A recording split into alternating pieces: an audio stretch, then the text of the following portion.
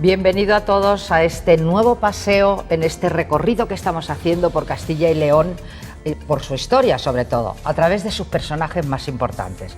¿Cómo estás tú, Ramón? Pues yo estoy estupendamente preparado para seguir aquí aprendiendo contigo. Pues eso es, primero vamos a aprender y después vamos a votar. No se olviden que pueden hacerlo a través de nuestra página web o del teléfono móvil y acceder así a numerosos sorteos de premios. ¿Vamos con ello? Pues vamos allá. ¿Con quién empezamos hoy? Pues mira, vamos a empezar con alguien cuyo padre, Pedro Berruguete, ya ha pasado por nuestro programa y ahora es el turno de su hijo, el también pintor y escultor Alonso Berruguete. Pues de acuerdo, ¿y qué puedes contarnos de un hijo tan aventajado? Pues muchísimas cosas. Alonso Berruguete nació en Valencia, como tú, y es hijo adoptivo de Valladolid. Es el impulsor del manierismo y el primer artista que adapta las influencias italianas del Renacimiento a un estilo propio e indiscutible, protagonizando así una búsqueda casi expresionista, diría yo. Impulsor de otros artistas y referencia permanente de su época, es considerado, junto a Juan de Juni, el más importante escultor de su tiempo.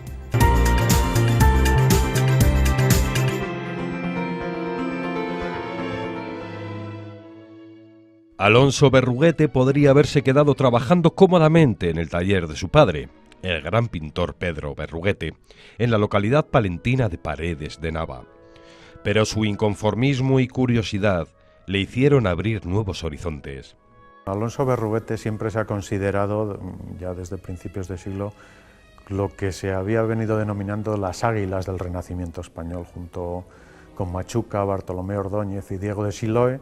Era parte de esa generación de comienzos del siglo XVI que deciden acudir a Italia para formarse, a beber de esas fuentes del Renacimiento. Una bastante larga estancia en Italia, de la que existen algunos datos significativos, como su relación directa con grandes maestros italianos, como es el caso, por ejemplo, de Miguel Ángel. Esas influencias marcaron un antes y un después en el artista. De hecho, Alonso Berruguete fue a Italia como pintor y volvió martillo y cincel en mano como escultor. En su retorno a España trajo aire fresco para la plástica del siglo XVI. Que la llegada de Berruguete significa una ruptura bastante grande respecto a lo que se estaba haciendo. El retablo de San Benito el Real es contemporáneo de otras grandes producciones que se realizan en el Reino de Castilla y que están realizados en una clave gótica todavía. Entonces aquí tenemos un poco la respuesta a ese carácter innovador, rompedor que va a tener el nuevo lenguaje que trae Berruguete. Se va a convertir en un gran escultor que recibe grandísimos encargos muy importantes, en un momento además de auge político, económico, de crecimiento, de expansión española, en una relación directa también muchas veces con el emperador, con Carlos V. Su fama partió de introducir el Renacimiento en España y de aportar a su obra un sello personal, algo que trabajó desde su propio taller en Valladolid. Berruguete se instala aquí, trabaja en Valladolid, queda definitivamente vinculado a empresas castellanas, sobre todo en el centro y norte de la península.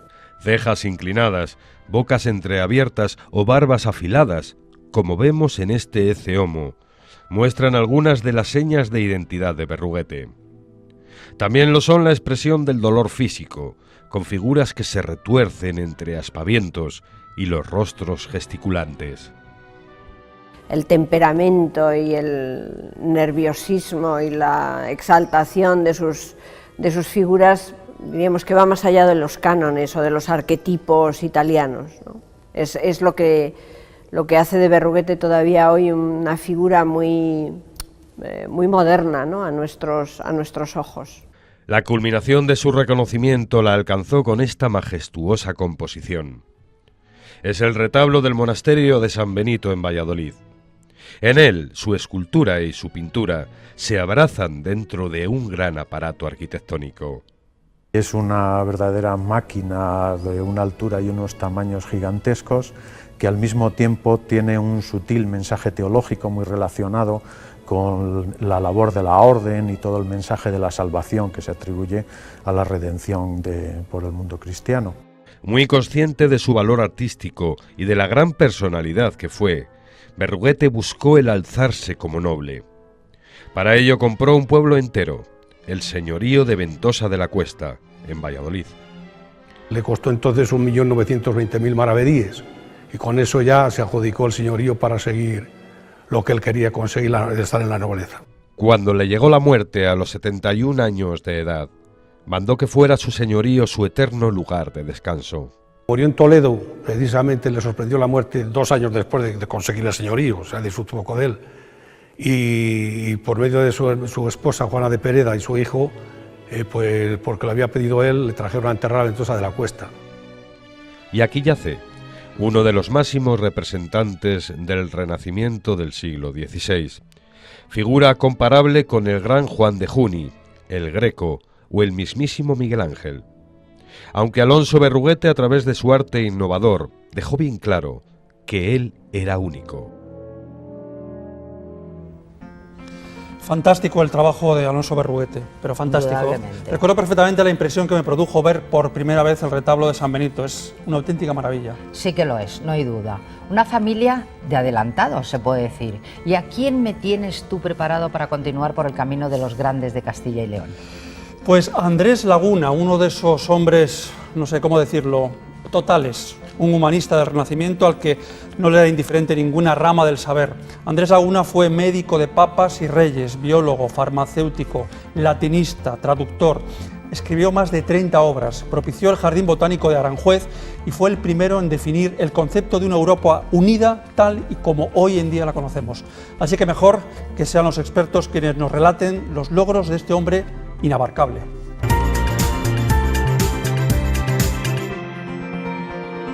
Andrés Laguna fue uno de los médicos más importantes del siglo XVI.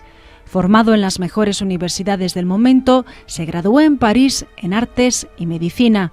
Cuando regresó a su casa natal, en Segovia, su prestigio y su buen hacer profesional ya se habían extendido por toda Europa. Es un médico que todas las cortes de todas las ciudades como Metz, Colonia y Roma, ¿no? Por ejemplo, ¿no? Donde él estuvo, pues toda la gente, digamos que todos los cortesanos de la época querían ser vistos y tratados por Andrés Laguna.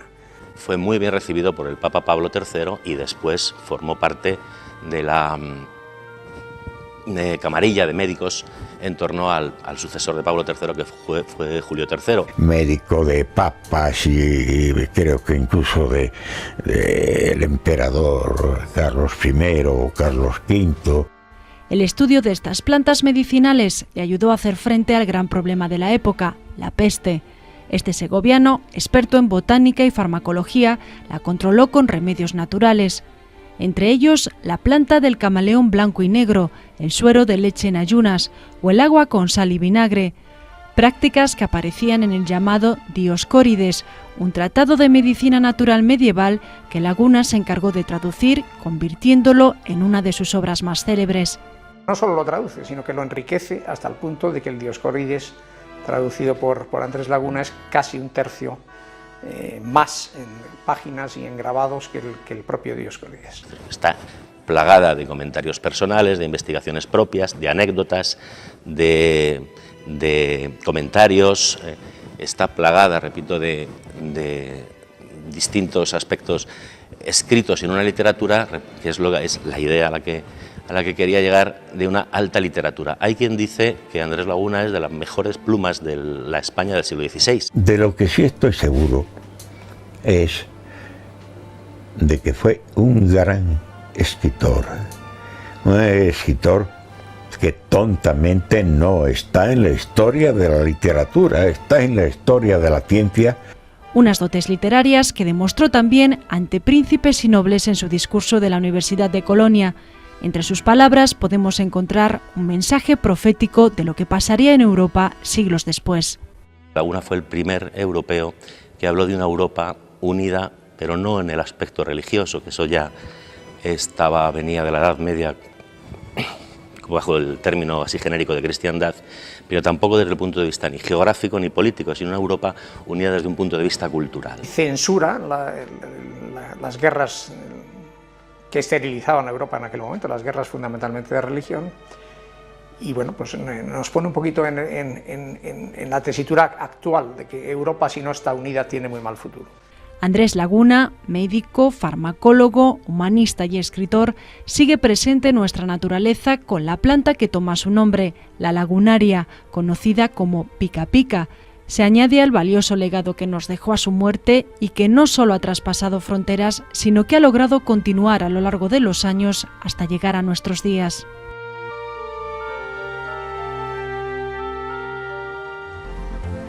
Parece mentira, Ramón, que puedan hacerse tantas cosas en una sola vida.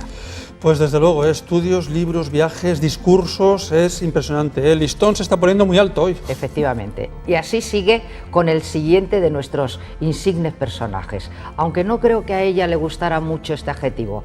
Fue de una mujer de extracto muy humilde y siempre lo mantuvo. ¿Y de quién estás hablando, Rosa? Bueno, de Rosa, sí, de mi tocaya Rosa Chacel, la escritora vallisoletana. Pues cuéntanos. Fue hija predilecta de Valladolid. Rosa Chacel es uno de esos ejemplos de mujer tan sobresaliente en su profesión que, aunque la literatura española de la época estuviera copada absolutamente por hombres, esos mismos hombres no pudieron hacer otra cosa que la vista gorda a un talento como el suyo. Amiga de Ortega y Gasset, publicó en la Revista de Occidente y cultivó distintos géneros narrativos: novela, cuentos, biografías, ensayos, diarios. Todos ellos demuestran una especial sensibilidad hacia el romanticismo y el amor y sus recuerdos, donde residen los temas más fecundos de su literatura. En 1987 fue justamente recompensada con el Premio Nacional de las Letras. Viendo la impertérrita siempre sentada en su banco de la vallisoletana Plaza de Poniente, nadie sospecharía de la viajera y ajetreada vida de Rosa Chacel, todo un referente de la literatura del siglo XX. Por carácter, por extensión y por historia, pues es uno de los referentes más importantes femenino de la literatura del 27 y también del siglo XX. Sobrina nieta de Zorrilla, la ciudad alberga sus restos entre los vallisoletanos ilustres. La propia imagen de Rosa Chacel se asocia a una mujer mayor. Su busto del Campo Grande la retrata también en su madurez, quizás porque fue en esa etapa de su vida cuando alcanzó el reconocimiento. Sin embargo, su hijo Carlos nos muestra estampas de una joven entregada al arte y descubrimos que llegó a la literatura casi por casualidad. Su verdadera pasión era la escultura, aunque la dejó de lado en un momento en que se abandonaban los cánones clásicos para buscar otras formas de expresión alejadas de sus inquietudes.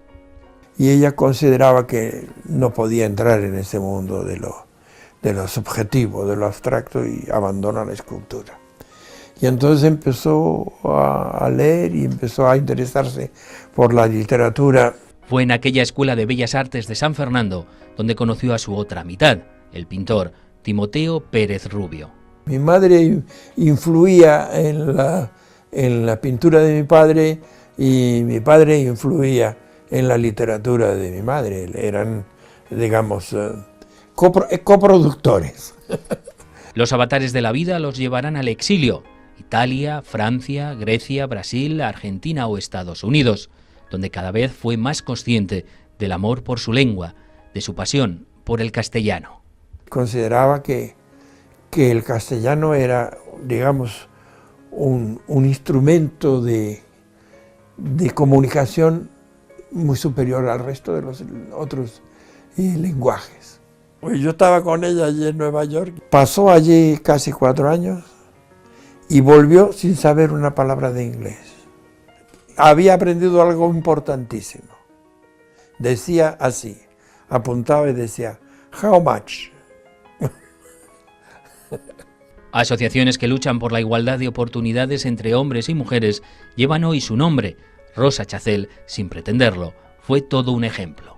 Una mujer, que es que el hecho de ser una mujer y que esté en el plano donde se distingue a los hombres, fundamentalmente, pues tiene doble mérito. Ahora En el 2013 eso ya parece ser que no tiene tanta importancia, pero en su tiempo sí que lo tenía. Sin lugar a dudas hablamos de una mujer, una persona con mayúsculas, un carácter excepcional y una escritora inteligente.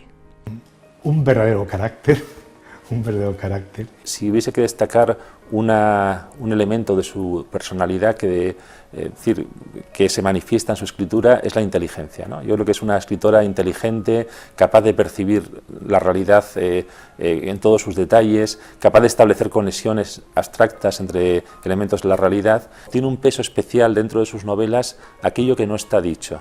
Es decir, es capaz de trabajar con lo que dice, pero a la vez con lo que no dice y que sin embargo adquiere un peso fundamental. La última etapa de su vida fue, literariamente hablando, la más fecunda, y sin embargo apenas tenía recursos para vivir.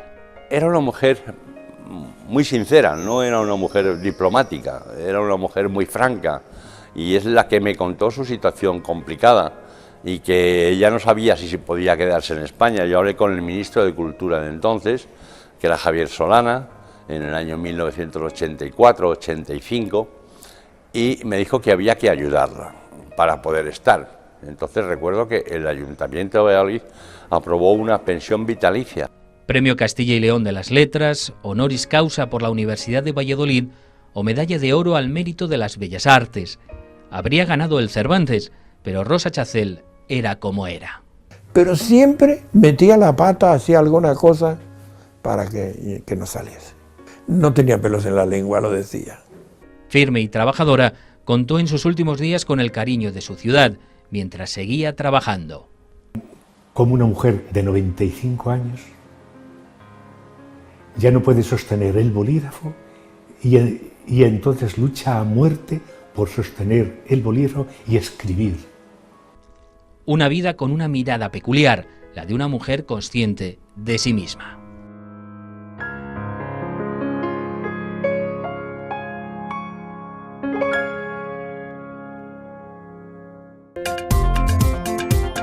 Este ha sido uno de los 100 candidatos a convertirse en el castellano y leonés de la historia.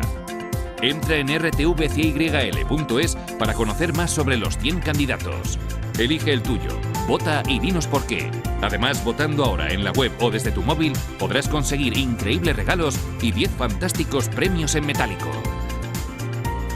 Tú decides quién será el castellano y leonés de la historia.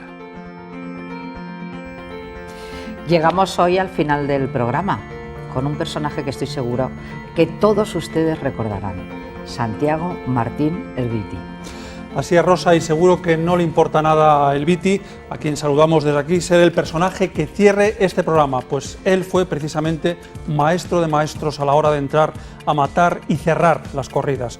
Su estilo sobrio y solemne nunca fue alcanzado y aún hoy es profundamente respetado por los expertos más puristas. Llevó a cabo una carrera larga, llena de éxitos y salidas a hombros y, como es natural, también de varias cogidas, pero, y esto es lo importante, nunca le amilanaron ni consiguieron retirarle de esta vocación sin igual que es el toreo.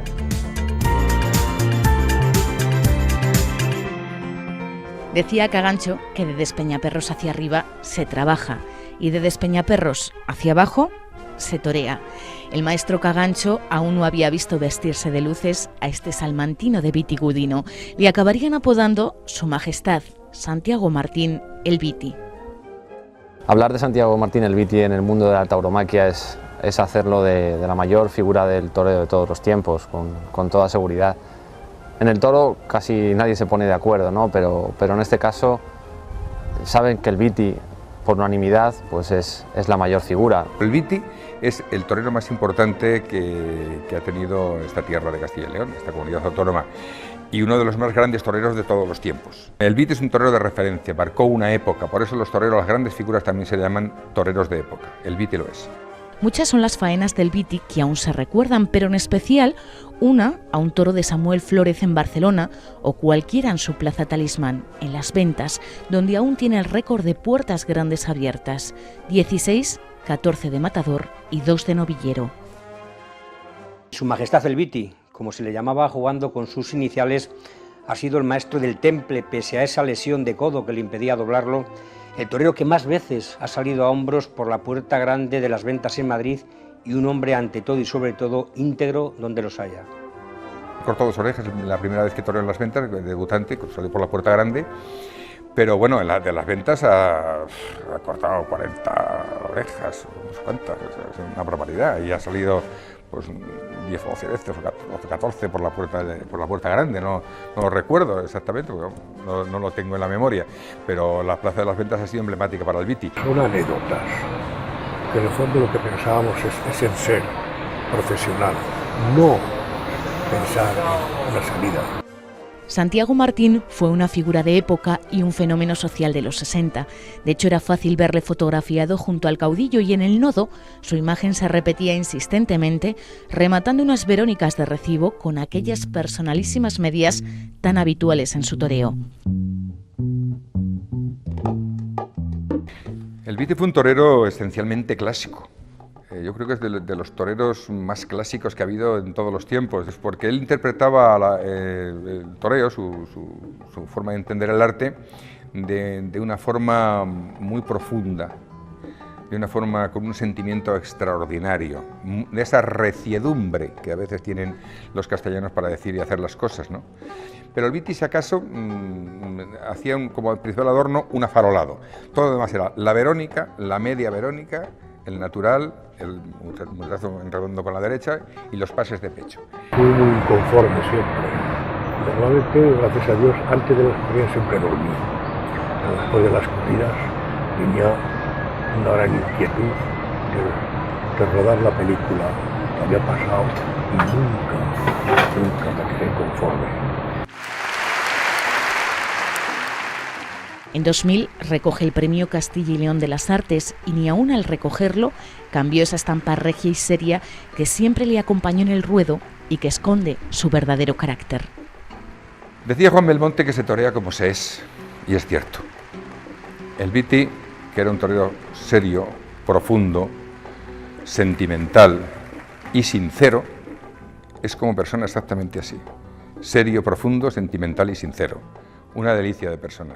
Cuando más me formé yo en la vida fue en los grandes momentos físicos y psíquicos que pasé con cogidas, con contratiempos que había, y eso me formó físicamente propio de su mano. A consecuencia de una acogida que sufrió, una voltereta de novillero en Francia, en un pueblo de Francia, un novillero le pegó una voltereta y le rompió el codo y le quedó una mácula en el codo, en la articulación del brazo izquierdo, lo cual le hacía que toreara con la mano izquierda ligeramente el brazo encogido, pero eso le daba todavía un sello muy especial, y sobre todo el pase de pecho, porque tenía que echar la muleta al hombro contrario y el toro al hombro contrario también. Y el pase de pecho del Viti por eso tenía un sello muy especial y una característica muy especial. Curiosamente, tenía una despedida amarga de los ruedos en 1979 en Valladolid, que él, al recordarla, definió simplemente como una lección de humildad. Solo los más grandes dicen algo así. A mí el Viti es un estandarte que tenemos que ondear los castellano-leoneses. Gusten o no gusten los toros. A mí hay otras cosas que no me gustan tanto, pero si, no sé, si hay un intérprete de un tipo de canción que yo no tengo especial predilección por ella, pero que es un número uno en su actividad, pues lógicamente tiene que ser considerado así. El Viti es un número uno. Como es un número uno, tiene que ser considerado como uno de los grandes personajes de la historia de Castilla y León.